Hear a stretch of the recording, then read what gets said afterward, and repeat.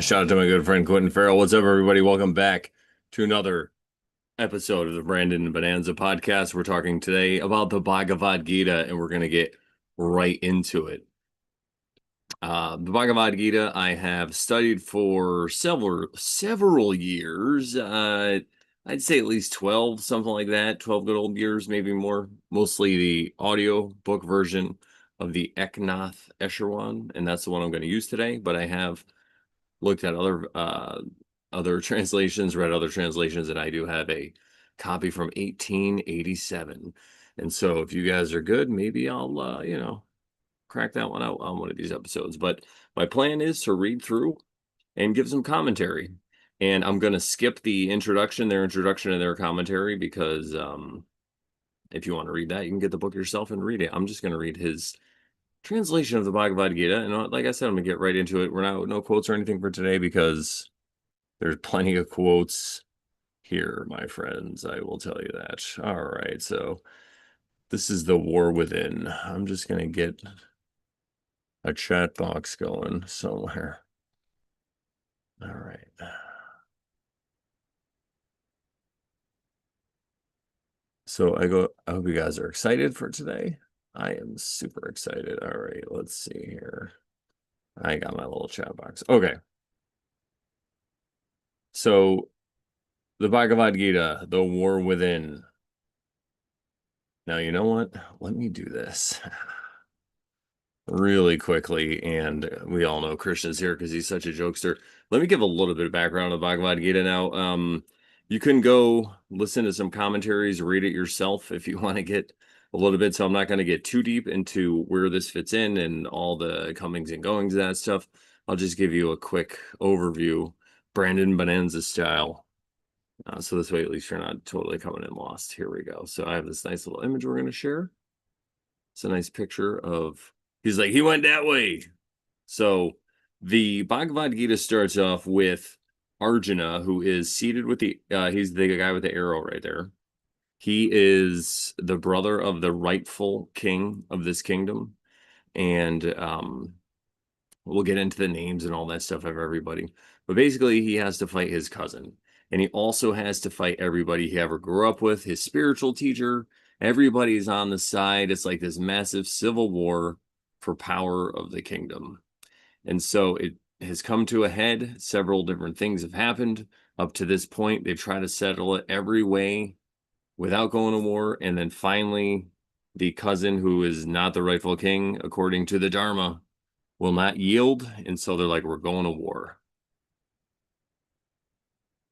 This is when Krishna steps in, who is the avatar of the age. He is the blue guy there pointing, going, he went that way. That's Krishna, the charioteer. He steps in, and like I said, he's an embodiment of God, but he is walking around like a man. He's blue. That's the one giveaway for him. And he goes around and he kind of just acts like like an advisor, a kingmaker, stuff like that. And he just goes and he has all these adventures. And then he finds himself at the Battle of Kurukshetra. And he goes up to the two sides and he says, listen, one of you guys can have all my armies, all the armies of heaven, and the other one can have me. But the catch is, if you choose me, the blue guy, and you just want to have me, the catch is that I'm just an advisor. I cannot participate. I could just be your charioteer, just like you see here. I could just point and be like, he went that way. And I can also answer spiritual questions if you got them, apparently, because that's what the Bhagavad Gita is. So what happens is, that's the setting. And Arjuna, who is the bravest warrior, he's a Kshatriya, which is the class. There's different classes in India, and you can go look all that stuff up. And the warrior class is the Kshatriya, and he is the best, legendary with the bow. And so it's really good for his brother that he has him on his side, because, again, he's the best warrior ever. So Arjuna picks Krishna as the advisor, and then that's where we start. So let's get into it now and see where we find Krishna, Sri Krishna, and Arjuna. Shall we do it, please? Yes, let's do it. All right. Okay, so chapter 1, the war within. So now we have Dhritarashtra, and this is this guy's name right here. I'm not going to get into it too much, but he is the blind king right now. He is the father of the bad guys. We'll keep it easy for you, quote unquote bad guys. And he is talking to his advisor Sanjaya. Oh, Sanjaya, tell me what happened at Kurukshetra, the field of Dharma, where my family and the Pandavas gathered to fight. And the Pandavas are who they refer to, and that's Arjuna and his band of merry good guys, or whatever you want to look at it. Again, good, evil, what are you going to do? It's just an easy way to do it. Now, Sanjaya, he is the advisor to the king. He is granted by Krishna, he's granted sight so he could see it. So it's kind of like he's a camera, right? And maybe Sanjaya had a live camera, but anyway, well, this is him. Having surveyed the forces of the Pandavas arrayed for battle, Prince Duryodhana, and again, I'm not going to be. This is a comedy podcast, guys, technically. Duryodhana, there we go. Prince Duryodhana approached his teacher Drona and spoke, "Oh, my teacher, look at this mighty army of the Pandavas assembled by your own gifted disciple Yudhishthira. There are heroic warriors and great archers who are equal of Bhima and Arjuna, Yudanaya, Varada, the mighty Dropada, Drishtakucha, Chakanaya, and the valiant king of Kashi, Boruji, Ganjaboha, and the great leader Shabiya." I am probably just totally butchering these out. So it goes on like this, right? It names everybody. So basically, they're just naming the people on the sides. They're doing like name drops and shout outs. Yo, shout out to the King of Kashi. Okay. So I'm sure that it's important somehow, but for my breakdown, it's not as important. But maybe it will be in the future. You never know. And then they go through on the other side and read all the names and all the name drops. And then many others too. Heroes giving up their lives for my sake, all proficient in war and armed with a variety of weapons. Our army is unlimited and commanded by Bhishma. There's is small and commanded by Bhima. Let everyone take his proper place and stand firm, supporting Bhishma. So again, he's the guy that's relaying the battle for the blind king, all the bad guys, quote unquote. He is cheering his side, right? Our army is huge. They got a small army. What are we worried about? Then the powerful Bhishma, the grandson of oldest of all the Kurus, in order to cheer Duryodhana, roared like a lion. And this part is so cool. And blew his conch horn. And after Bhishma, a tremendous noise arose from conch and cow horns, pounding on drums. Then Sri Krishna and Arjuna, who were standing in a mighty chariot yoked with white horses, blew their divine conches. Conches? That would be conches, right? Sri Krishna blew the conch named Panchajanaya, and Arjuna blew that called Davadada. The mighty Bhima blew the huge conch Poundra. And again, I'm not trying to make fun of this stuff, guys. I'm just doing my best because I like this part. I get excited. It's like a call to action, and I'll get into it after this. Yudhishthira, the king, the son of Kunti, blew the conch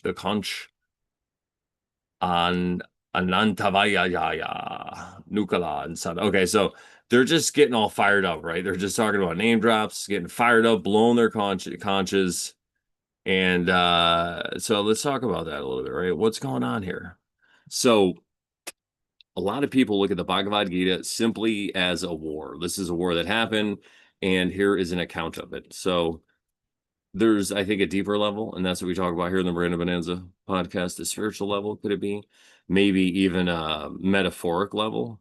And that could be, and again, this isn't just something I came up with, but I feel like that could be, you could use this idea of a war and this guy who has to fight everybody he ever known, he's ever known. He has to fight his spiritual teacher. So you can think of that instance and use it as a metaphor for a battle within, a war within, wanting to overcome a demon that's inside of you. If you have an addiction and you're at war and you're like, I don't want to bite my nails anymore, man, and you're just smoking so you don't have to bite. Whatever it is, it's that inner war.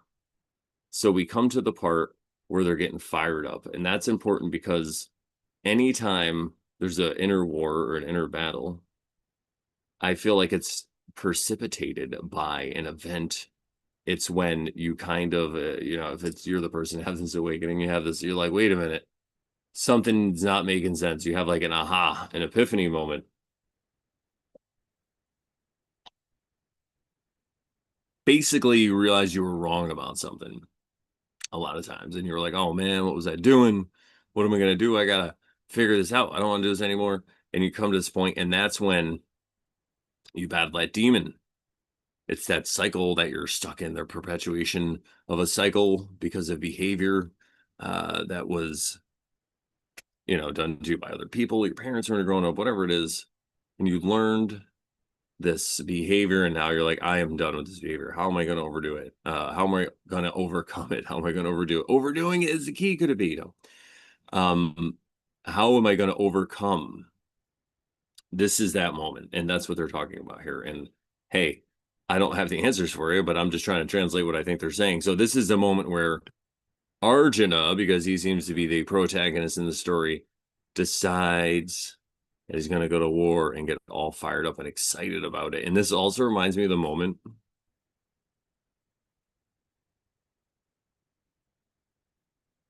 when you have this awakening and it's all like, yay, I'm going to change. It's great.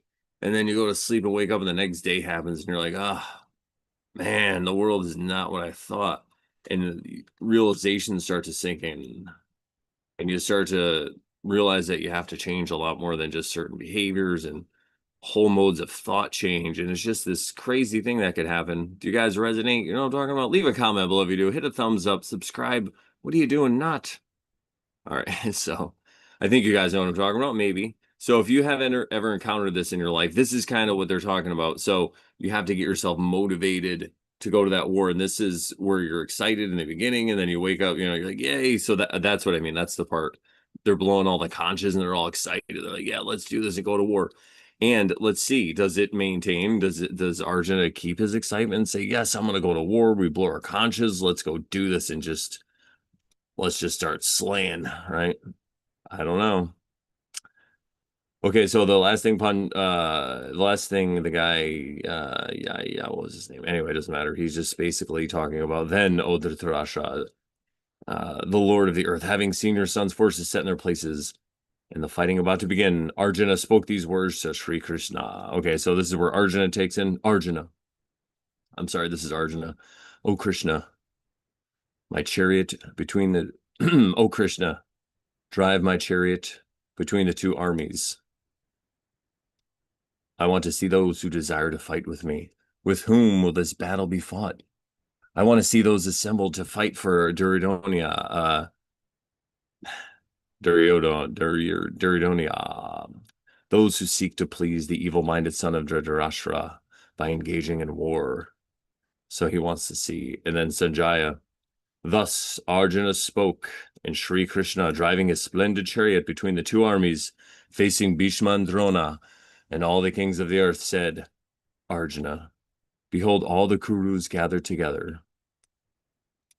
And Arjuna, standing between the two armies, saw fathers and grandfathers, teachers, uncles, brothers and sons and grandsons, and in-laws and friends.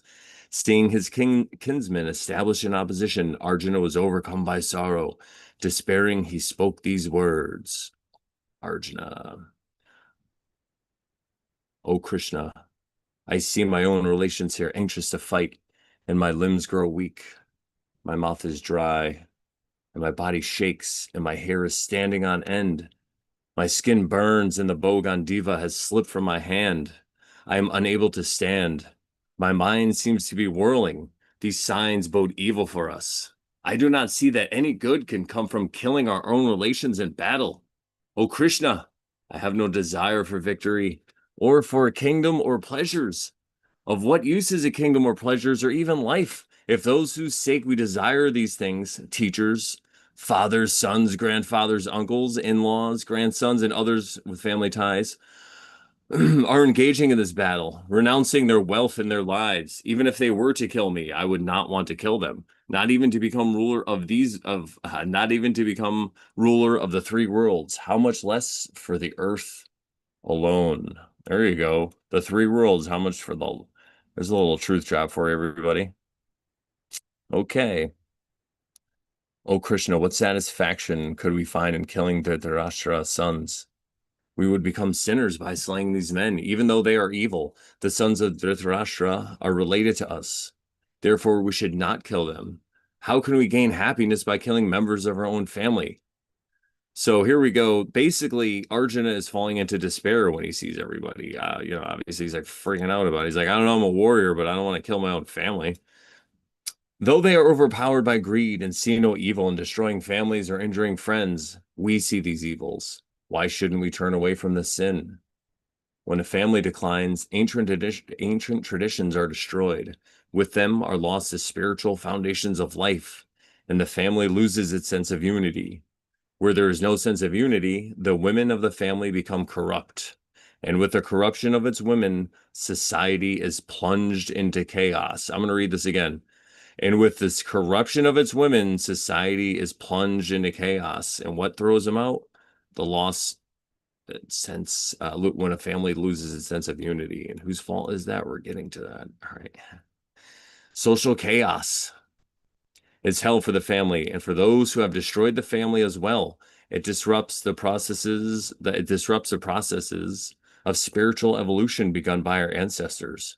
The timeless spiritual foundations of family and society would be destroyed by these terrible deeds, which violate the unity of life. Now, I'm going to stop here a little bit because it really seems that there's a social commentary going on here by Arjuna, and could it be a social commentary to, and it's just a point in time. I feel like life or time is cyclical, and civilizations, societies, however you want to view large groups of people, nations go through different cycles. And this is a cycle he's highlighting when family unity is all messed up.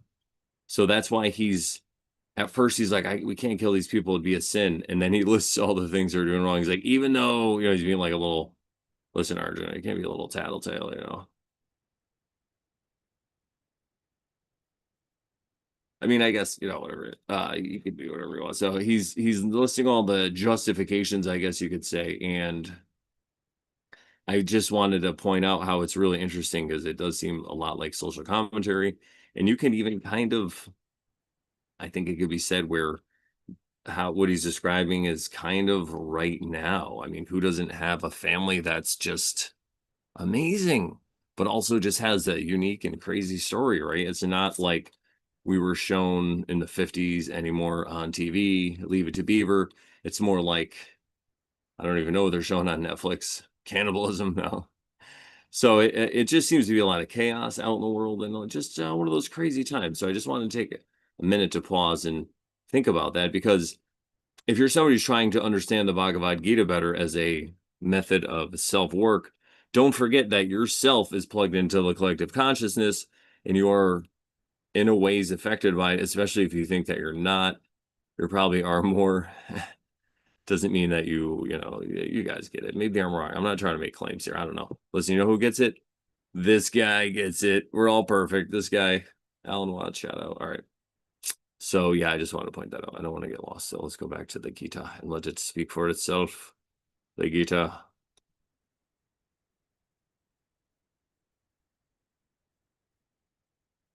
All right, where were we? It is said that those whose family dharma has been destroyed dwell in hell. This is great sin. We are prepared to kill our own relations out of greed for the pleasures of a kingdom. Better for me if the sons of Dhritarashtra, weapons in hand, were to attack me in battle and kill me unarmed and unresting. And now you got to remember, this is all about dharma. Arjuna is a warrior.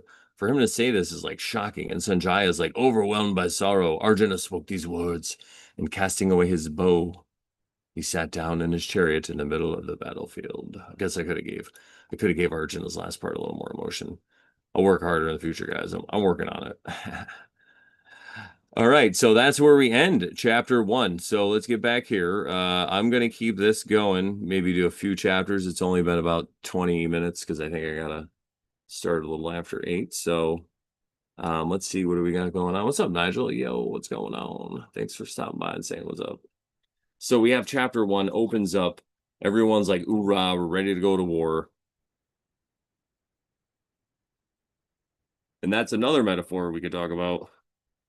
Everybody thinks they're ready to go to war until you're ready to go to war. I just watched Full Metal. No, I just watched Heartbreak Ridge recently, and yes, take a rewatch of that movie, would you? Anywho, let's see. So everyone thinks they're ready for war until they have to actually look their enemies in the eye. That's what I was going to say, and that's basically where we're at. So I don't want to keep you guys hanging anymore. We got to see what Arjun. I mean, we got to see what Krishna's going to say. What is he going to say? I bet it's going to be great. Oh, you know what? I was going to do this while I was talking. Sorry. All right. I'm gonna. Yeah. So let me talk some more while I skip ahead to the good part. Um. Oh, we're already there. I don't have to kill any more time. You gotta love when it's live, everybody. All right. So we're getting back into a chapter two. We're picking up right where we left off. Sanjaya, these are the words that Sri Krishna spoke to the despairing Arjuna, whose eyes were burning with tears and pitying confusion. Here we go. Krishna, this despair and weakness in a time of crisis are mean and unworthy of you, Arjuna. How have you fallen into a state so far from the path to liberation? It does not become you to yield to this weakness. Arise with a brave heart, destroy the enemy. Arjuna comes in. How can I ever bring myself to fight against Bhishma and Drona, who are worthy of reverence? How can I, Krishna? Surely it would be better to spend my life begging than to kill these great and worthy souls. If I kill them, every pleasure I found would be tainted. I don't even know which would be better, for us to conquer them or for them to conquer us. The sons of Dhritarashtra have confronted us, but why would we care if we kill? Why would we care to live if we killed them? My will paralyzed, and I'm utterly confused. Tell me which is the better path for me. Let me be your disciple. I have fallen at your feet. Give me instruction. What can overcome a sorrow that saps all my vitality? Even the power over men and gods or wealth of an empire seem empty. And here we are. Here's the point. Sanjaya. Okay, so Sanjaya comes in. We'll leave it right here. This is how this is how Arjuna, the great warrior, spoke to Sri Krishna with the words, "O Krishna, I will not fight." He fell silent. As they stood between the two armies, Sri Krishna smiled and replied to Arjuna, who had sunk into despair. All right, I'll give a little bit of commentary here. So he further goes on. He opens up chapter two with more victim narrative, more despair. And yeah, I'm not judging, of course. You know, let me do this. This is going to be good for my eyeballs. I forgot about these. There we go. Now I look important, and the voice changed, and now you have to listen. When this eye gets big, you got to listen. So he's going into this despair mode we got going on where he's just like, I don't want to do my dharma. I know I'm a warrior, he's saying. I know that these guys are not right and we have to establish the dharma, but I don't want to do it, man. It just does not seem right. It seems to go against everything I've ever learned. All right. Yada. Yeah, there we go. Gotta move my mic. Here we are. So what does Arjuna say? Here we go. I'm sorry, what does Krishna say? Krishna says, "You speak sincerely, but your sorrow has no cause. The wise grieve neither for the living nor the dead. There has never been a time when you and I and the kings gathered here have not existed, nor will there be a time when we will cease to exist. As the same person inhabits the body through childhood, youth, and old age, so too at the time of death he attains another body. The wise are not deluded by these changes. When the senses, excuse me, when the senses contact sense objects, a person experiences cold or heat, pleasure or pain. These experiences are fleeting. They come and go. Bear them patiently, Arjuna. Those who are unaffected by these changes, who are the same in pleasure and pain, are truly wise and fit for immortality. Assert your strength and realize this. The impermanent has no reality. Reality lies in the eternal. Those who have seen the boundary between these two have attained the end of all knowledge. Realize that which pervades the universe and is indestructible. No power can affect this unchanging, imperishable reality. The body is mortal, but that which dwells in this body is immortal and immeasurable. Therefore, Arjuna, fight this battle. All right, so we're going to leave it right here and get into this. So right now, he's telling you the same thing that Brandon Bonanza tells you every time he gets on the thing. This is temporary. It's not real. It's an illusion. It's Maya. What is it? I don't know. If you take an electron microscope and zoom into this lovely orange lighter, what are you going to see? Dancing particles dancing around. Nothing solid about this universe, everybody. And what do we all know? We're all born and we're all going to die. I'm such a bummer. But he's saying that you don't have to worry about it because it's just temporary. You can't really die. You know, what's inside you, this consciousness could it be? It doesn't go anywhere. It doesn't die like we think it ends. I mean, I'm not saying it continues like you are right now, but I guess that's a mystery for us to figure out. Here we go. We'll pick it up right here. Verse 19. One believes he is the slayer, the other believes he is the slain. Both are ignorant, and neither is slayer nor slain. You were never born. You will never die. You have never changed. You can never change. Unborn, eternal, immutable, immemorial. Let's do that again. Unborn, eternal, immutable, immemorial. You do not die when the body dies. Realizing that which is indestructible, eternal, unborn, and unchanging, how can you slay or cause another to slay? There you go. He's giving him the business. He's like, if we're immortal, how can you really kill anybody? And again, I know this is a slippery slope, everybody. And this is where there's like a lot of I can't see how anyone's spiritually looking at this where there'd be any contention. But some people can use this as a justification for war. Like, listen, these guys over there, they look different and they smell bad, so we got to throw bombs on them because they're yelling all these things and it's scary. So look at the Bhagavad Gita and shut up. That's not what I'm saying. This is about a spiritual, an inner war. Inner war. And also, we're immortal. And if you do find yourself in a real war, and you do have to do what you got to do, or in self-defense or anything, I feel like you could use this also. You know, it makes sense. Just think about it. But it's not like we're going to go out and all become little serial killers, everybody, because the God Bhagavad Gita said it's okay. As one of 22, as one abandons worn out clothes and acquires new ones, so when the body is worn out, a new one is acquired by the self who lives within. The self cannot be pierced by weapons or burned by fire. Water cannot wet it, nor can the wind dry it. I love the shout out to all the elements here, by the way, the four elements. That's how you know it's good stuff. The self cannot be pierced or burned, made wet or dry. It is everlasting and infinite, standing on the motionless foundations of eternity. The self is unmanifested, beyond all thought, beyond all change. Knowing this, you should not grieve. O mighty Arjuna, even if you believe the self to be subject to birth and death, you should not grieve. Death is inevitable for the living. Birth is inevitable for the dead. Since these are unavoidable, you should not sorrow. Every creature is I don't know what's going on, guys. All right, here we'll try it again. Take two. Every creature is unmanifested at first and then attains manifestation. When its end has come, it once again becomes unmanifested. What is there to lament in this? What is there to be sad about, he's saying? Listen, it's a cycle. Why are you getting all bummed out? Yeah, it's a bummer, but it's a cycle that, you'll be fine. Just chill out is what he's saying.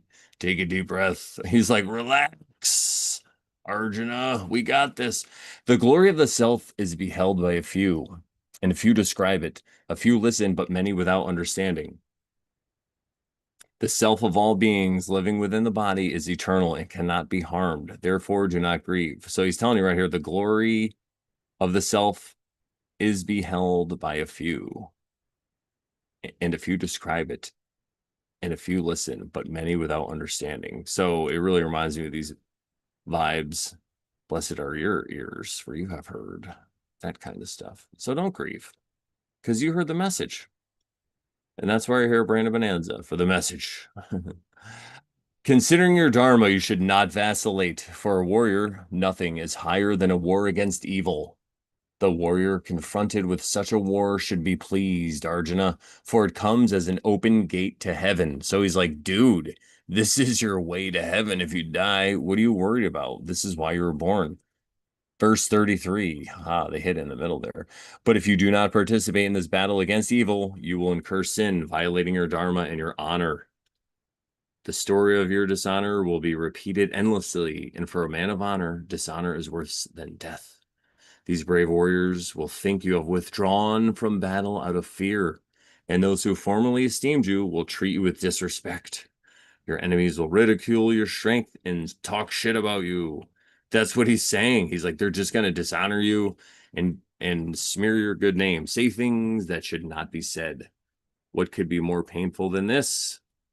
Now, I know you're thinking to yourself, well, I mean, I'd rather not get hit with an arrow and then they just call me an asshole. That makes more sense.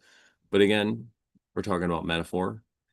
And Arjuna is facing things like the decline of the family, decline of society. He's trying to set the dharma right. So in his mind,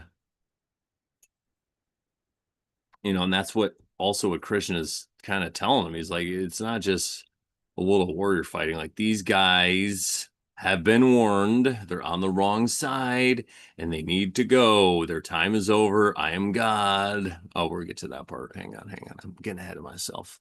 I don't know why I like that part so much. All right, everybody. Here we are. Death means the attainment of heaven. Victory means the enjoyment of death. So he's telling him, either way, you're going to win. Therefore, rise up, Arjuna, resolved to fight.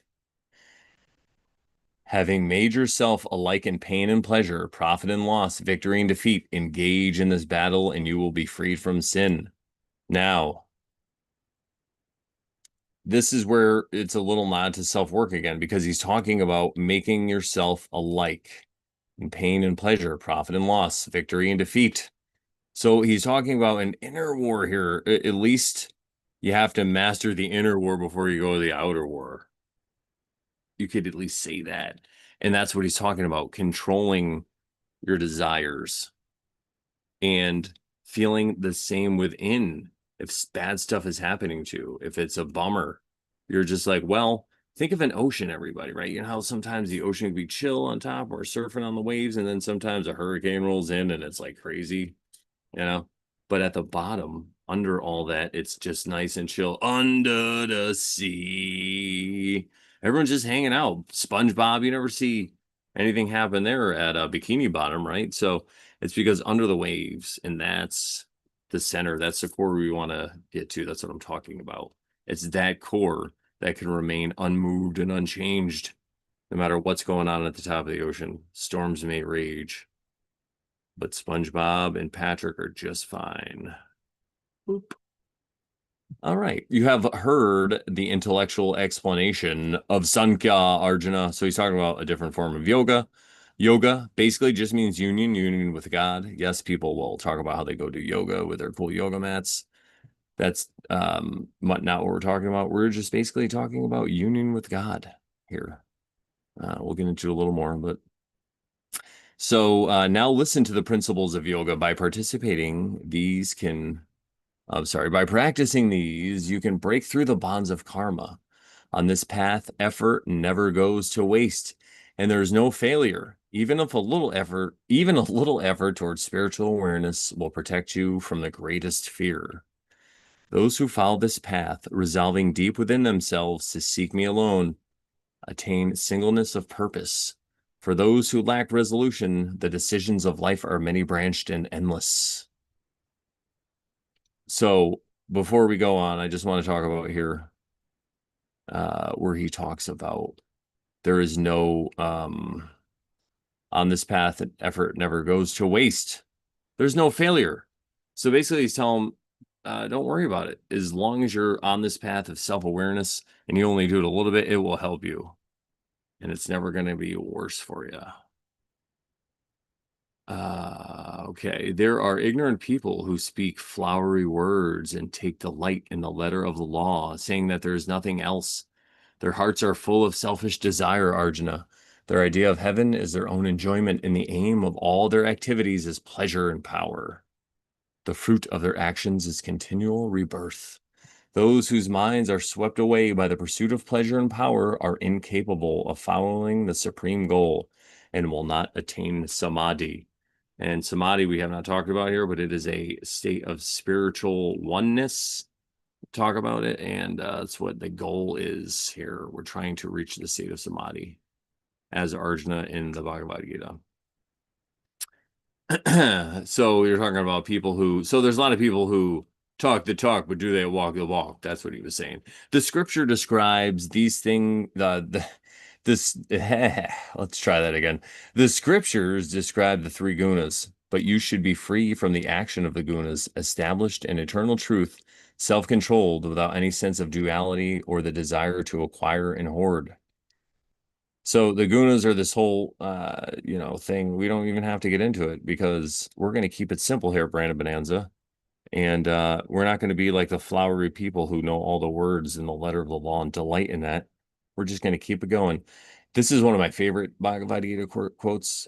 Just as a reservoir is of little use when the whole countryside is flooded, scriptures are of little use to the illuminated man or woman who sees the Lord everywhere. Boom. Nothing more to say. It says it all itself. So, and it's hilarious because this is a holy scripture, right? The Bhagavad Gita. So it's basically saying you don't even need me. You don't need the Bhagavad Gita. People who get it, they don't need it. That's what they're saying. So if the Bhagavad Gita resonates with you, do it. If not, you don't have to go preaching. Everyone will figure it out their own way. You have the right to work, but never to the fruit of work. You should never engage in action for the sake of reward, nor should you long for nor should you long for inaction. Perform work in this world, Arjuna, as a man established within himself, without selfish attachments, and alike in success and defeat. So he's basically telling you, perform your work centered, balanced, be the same person no matter what's going on. You don't have to turn into a jerk. You don't have to be a jerk. You could be cool, man. Bad things happen as we perceive them as bad, fall apart. You don't got to lose your whole mind in your center. For yoga is perfect evenness of mind. There we go. Seek refuge in the attitude of detachment, and you will amass the wealth of spiritual awareness. Those who are motivated only by desire for the fruits of action are miserable, for they are constantly anxious about the results of what they do. When consciousness is unified, however, all vain anxiety is left behind. There is no cause for worry whether things go well or ill. Therefore, devote yourself to the disciplines of yoga, for yoga is skill in action. I like this verse. It's very Tao, the same one before. I was going to say that, the verse before, very Taoistic. Do your work and let it go. Just do your best. And whatever happens isn't up to you. It's up to God at that point. You did your best, You can't be responsible for whatever happens. The wise unify their consciousness and abandon attachment to the fruits of action, which binds a person to continual rebirth. Thus, they attain a state beyond all evil. And I feel like he's just repeating this a few times, but it needs to be repeated. And it's said in different ways. He knows what he's doing. He's blue. When your mind has overcome the confusion of duality, you will attain the state of holy indifference to things you hear and things you have heard. When you are unmoved by the confusion of ideas and your mind is completely united in deep samadhi, you will attain the state of perfect yoga. So he is telling you, what it's going to be like and how to get there and how to do it. He's not telling you the practices or anything yet, but he's describing the state that you are attaining to. He's describing this amazing, even balanced state where things are happening and you're reacting in real time. You're not stuck in the future, you're not stuck in the past. This message of the Bhagavad Gita is not a new one. It's not, there is nothing new under the sun here, I'm going to tell you. It's all been said before, just in different ways. They're getting very Taoist here with this stuff. It's amazing. What does Jesus say? Is it the same message pretty much? Don't be afraid. Don't act out of fear. It's a lot of the same stuff. So, you get it, and this is funny for me to say because you get a lot of people like, oh, the Bhagavad Gita, it's so special. Bhagavad Gita, I'm an expert. It's the only way, man. You got to Bhagavad my Gita. I'm here to tell you, it's just a piece of paper. They said it before in the other verse. He's like, you know, uh, I'm gonna quote. I'm gonna go back. Here it is. He says, just as a reservoir is of a little use when the whole country on the whole countryside is flooded, just like when a reservoir is of little use.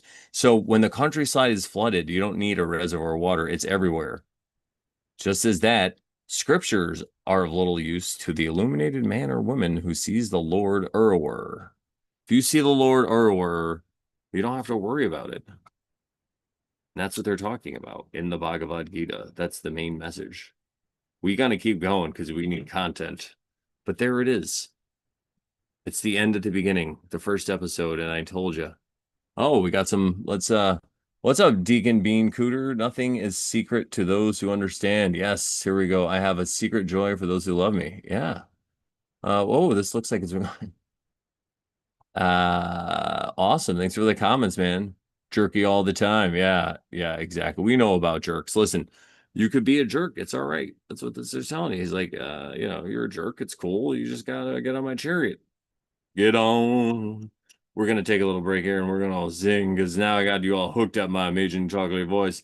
And we're gonna sing Swing Low, Sweet Krishna's Chariot. Coming forth to bring Arjuna home. Swing low, sweet chariot. I once was lost, but now I'm found. Coming for you. See, could it be all the same? I don't know. Is Swing Low, Sweet Chariot about the Bhagavad Gita? Did it somehow survive and make it there? And now, it's all the same message.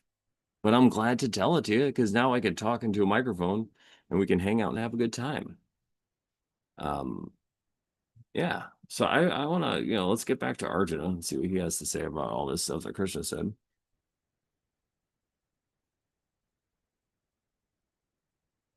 Here we are.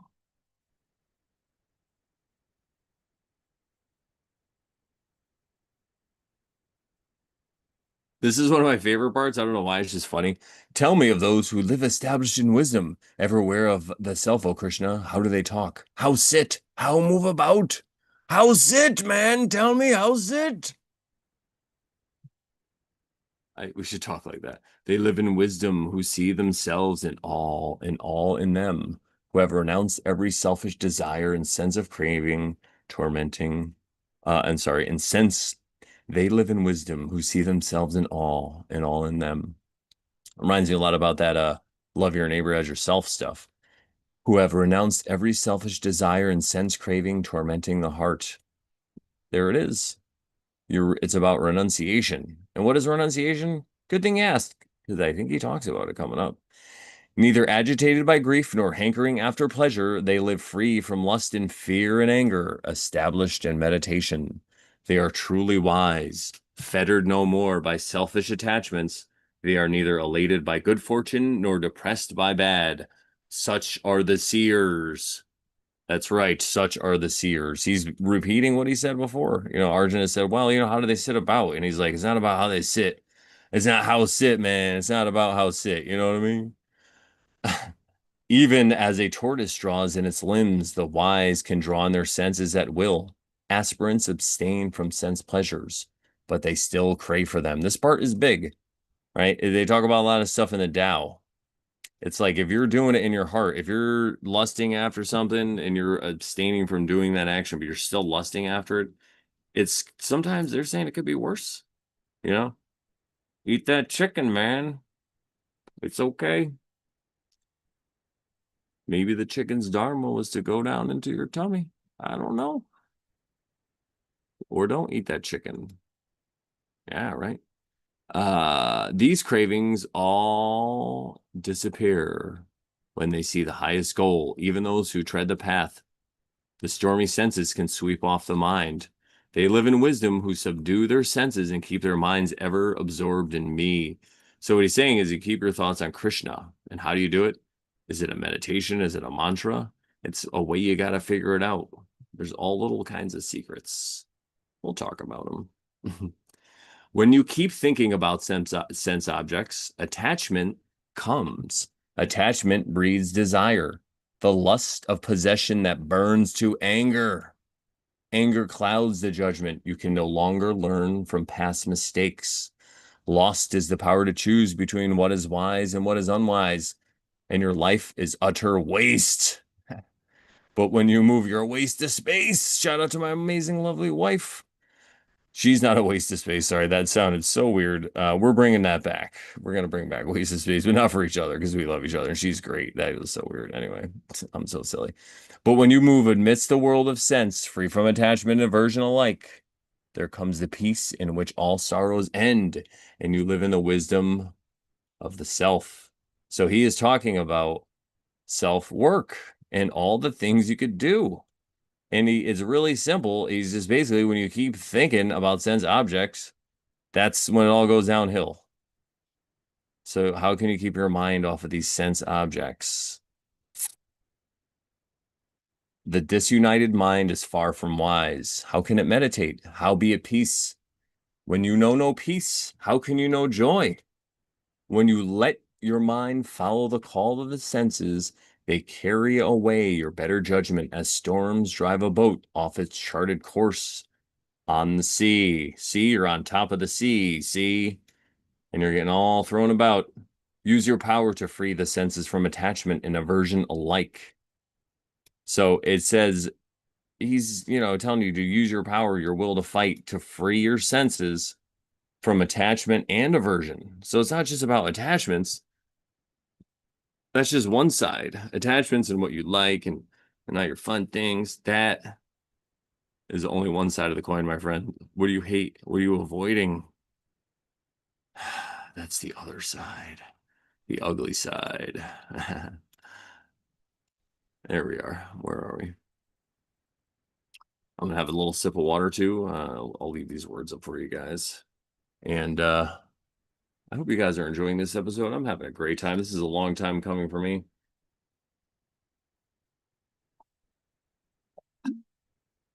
All right, all right. Let's take a little break, check the chat, take some more water. Keep your mind above. Yes. The little foxes that spoil the vine. Aha. Yeah, lust for a result. There you go. Yeah. See, the people in my chat, they get it. So I should come hang out in my chat. You could be hanging out with all of us. Thank you for everybody who's listening to the sound of my voice. Hit thumbs up, subscribe, all that fun stuff. We just thank you for being here. I hope that I am able to make your life a little lighter and you can laugh a little and maybe learn something. Or at least not watch Netflix. Let's see. Use all your power to free the senses from attachment and aversion alike. There we go. And live in the full wisdom of the self. Such a sage awakes to light and the night of all creatures. That which the world calls day and the night, that which the world calls day is the night of ignorance to the wise. I love this part. It's so poetic. I'm going to read it again. Use all your power to free the senses from attachment and aversion alike and live in the full wisdom of the self. Such a sage awakes to light in the night of all creatures. That which the world calls day is the night of ignorance to the wise. So he's telling you you're gonna be like different. You ain't gonna be like us. They ain't like us. You're gonna be more like they. No, you're gonna be more like us and not like they. You're gonna start to see things differently. It's gonna be weird. Don't go down those rabbit holes. Leave it alone. As rivers flow into the ocean but cannot make the vast ocean overflow, so flow the streams of the sense world into the sea of peace that is the sage. But this is not so with the desirer of desirers. Listen, guys, you don't want to be a desirer of desirers, okay? It's not going to lead you well. It's not going to lead you to a happy end. You want to be a sage. They are forever free who renounce all selfish desires and break away from the ego cage of I, me, and mine to be united with the Lord. This is the supreme state. Attain to this and pass from death to immortality. I'm going to read that again. Listen, it deserves reverence. Even though this is a comedy channel, they are forever free who renounce all selfish desires and break away from the ego cage of I, me, and mine to be united with the Lord. This is the supreme state.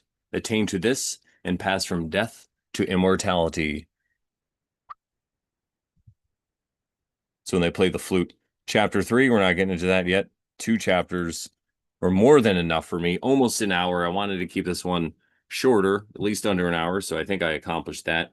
So let's talk about the end a little bit here, shall we? Let's fix the eyes. Hang on. We got to fix the adjustment. I'm going to bring it up on my screen. You guys can look at my face. So I really like this part of they are forever free who renounce all selfish desires and break away from the ego cage of I, me, and mine to be united with the Lord. What does that mean? What does that mean? In essence, what can I say that means for me? That just means looking at the bigger picture. A lot of times I think I'm smarter than most people in the room. It's probably true. Not every time. Or I think my way is the best way because I've thought about it and I've done the research and I got the experience and I know what I'm doing. So get out of my way because it's my way or the highway, right? So that could set in. That sets in. I'm only a human. I'm a man. May what I be. But that's when I'm caught in the I, me, and mine kind of thing. I'm like, I know what's best. This is good for me. And I want to make sure mine is taken care of. All's Krishna is doing is to invite you to take the God look, the God lens, just to look at it from the perspective as much as best as you can as a mere mortal. Listen, we know we know you're an air breather, okay? We know you got limited time and you can't see all these magical things because you're so worried about you're gonna die and it's so sad. But for a second, take a deep breath and think about what it would look like to God. Or, so maybe this stuff that's happening to you that seems really terrible. They don't want to do what I want. Like, what do you mean you don't want to play mini golf? It'd be the best idea ever. No one's ever said that. No, I'm just throwing out examples, everybody. Uh, you know, I mean, what do you don't mean you don't want to do my plans? Well, sometimes you have to step back and see what's best for the group. Maybe not everyone's an all-star mini golf championship like me. Maybe not everyone's an all-star mini golf champion like me.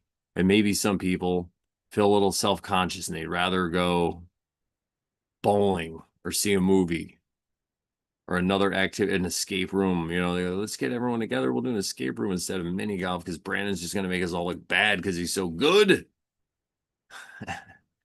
The challenge has been laid down. Yeah, so it's all about stepping back and seeing hey, you know what? Taking one for the team. It's really, that's what it is. It's like taking one for God, like taking one for the team. And again, it's way more nuanced than that because that could be a whole nother new age trap where you just get stuck in doing everything and being a people pleaser and not setting boundaries and all this fun stuff. But this is more about how you feel internally when things are happening. On the external, you could still set boundaries and all that fun stuff, and you could still speak your mind, and you could still use discernment to stay away from certain people or situations But make sure you use your discernment in your thumb or your finger to push the like a thumbs up thing. I guess you'd have to use your thumb to use it. It's weird if you use your finger because you can't. If you give a finger up, I'm going to get kicked off of YouTube. They don't care anymore, right? So I hope you guys learned something today. I definitely did. I learned that I love to read the Bhagavad Gita. I had so much fun. I hope you guys did too. Let me take these things off. You could see my real eyes again. These things are just, look at that. I'm so fancy. Look at this. Yeah. They're like video game guys. And I get deals. So I'm a veteran and they're on sale because nobody wanted them. It was so great. I get all the deals. And speaking of the deals, if you'd like to support this show so I could get more deals, you can go to Shadow Worked. The link is below. Shadow, the word shadow, then worked, WORKED.com. And you can get my book, or you can even donate through PayPal, Cash App, I think Venmo, anyway, Zelle. And you could send me if you'd like an address, hit me up. Anything you want to do if you'd like to support, or just hit me up. Brandon at comedylol.com is my email if you'd like to do a collaboration. And I love how I get these collaboration emails from total bots. Maybe I should take one up one time and be like, are you a bot? Let's do a podcast. They're going to be like, well, we need your credit card information first. And I'm like, sure. Anyway, everybody, don't fall for scams. Listen, this is all real. I'm a real person. I never malfunction. I'm not a robot totally. Totally not a robot. And if you could take anything away from the Bhagavad Gita and the words today, it is just to try to open your mind and gain a different perspective. Use it as a thought experiment. Do it hypothetically. Just say, well, if I was God, you know, maybe I wouldn't get Brandon a Lamborghini. I mean, if I was God, maybe I shouldn't have a Lamborghini. Maybe it would be better, to have whatever. And it's thoughts like that, because what is that? It's just slowly taking you out of victim narrative, and you have thoughts that aren't, you're anymore like a victor. So like maybe there's a plan. Maybe there's a big plan. All right, everybody. I hope you love this. We're going to talk about it some more. We're going to get into chapter 3 next time. Maybe chapter 4 after that. I don't know. I do plan to do all of the chapters and maybe even keep going back over and over and over again, because you can always learn from this. That's what I'll tell you. If you have any questions, please put them below. If I didn't cover something, if I missed something, if you didn't understand, please tell me and I will address it in the next video as well. Thank you guys so much. Remember, shadowworked.com is the website. I'm going to get my outro song ready and I'm going to get out of here and I am going to relax. I'm so excited. Shout out to my amazing, lovely wife for cooking the best food ever. I know you guys are so jealous, but just work on yourself. Just keep doing it. And if you're meant to be with an amazing person, I will totally give a shout out to Deacon Bean Cooter. Thank you, Deacon Bean Cooter. Ooh, cool. Lovely reading tonight. I appreciate it. Thank you. Thank you to Nigel for being here as well. Thank you guys, and Carissa Spoons as well. Shout out to Spoons. She asked me about this too. I got to give a shout out to her. She's been waiting for some Bhagavad Gita. She's been waiting. Oh, I didn't, I guess I'll do it at the end. I didn't even say it, but this is the Bhagavad Brandon Gita Bonanza. That's right. I'm saving for episode 2. We'll open with that one if I remember. But that's why I worded it that way. This is the Bhagavad Brandon Gita Bonanza. And welcome and goodbye all at the same time. Welcome to the Bhagavad Brandon Gita Bonanza, and also goodbye. See you later. Have a good one.